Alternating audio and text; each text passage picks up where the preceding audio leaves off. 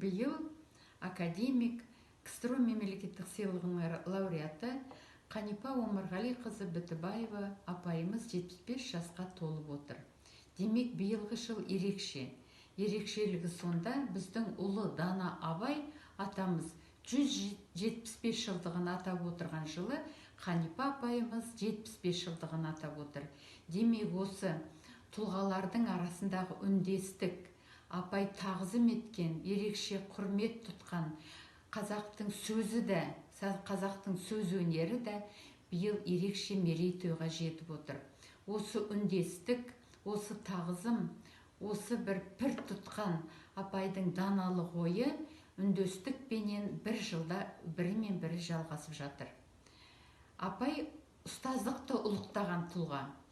Сондықтан қай сабағы болсын, өте сапалы, өнімді, сонымен қатар үлгілі болды.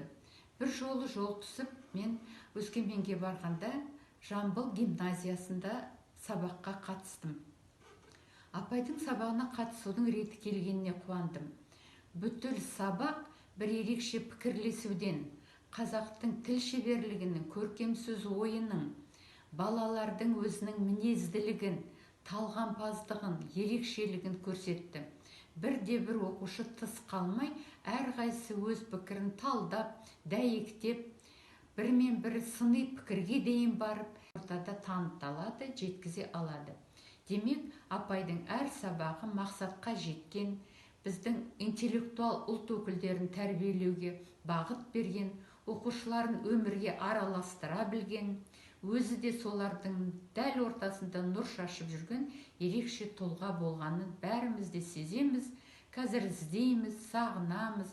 Бірақ әр сабағы, әр айтқан сөзі, әр жаңа технологиясы, әр ойшыл пікірі бәріміздің жүрегімізде ерекше сақталады.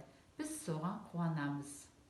Қазақтың тіл шеберлігінің, көркем сөз ойының, балалардың өзінің мінезділігін, талғампаздығын, ерекшелігін көрсетті.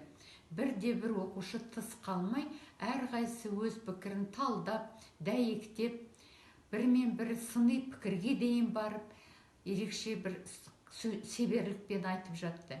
Қанипа апай тек бақылаушы, бағалаушы, ұстаз ретінде бағыт беріп қана отырды. Қазіргі біздің айтып отырған креативтік ойлау, шығармашылық ойлау деген жаңа методикамыз, жаңа бағытымыз сол кездің өзінде Қанипа апайдың сабағында көрініс тауып жатты. Балалар ертең сабақтаған емес, сол дәрісханадан шыққан кезінде өмірге араласуға дайын тұрды.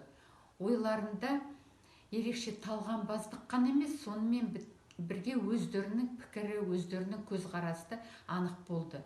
Ондай оқушылар ертең өмірге араласқан кезде біздің мемлекетіміздің, еліміздің көркемдігін, өркениетін, үлгі боларлық мәдениетін, сөзін, барлығын кез келген ортада таныталады, жеткізе алады.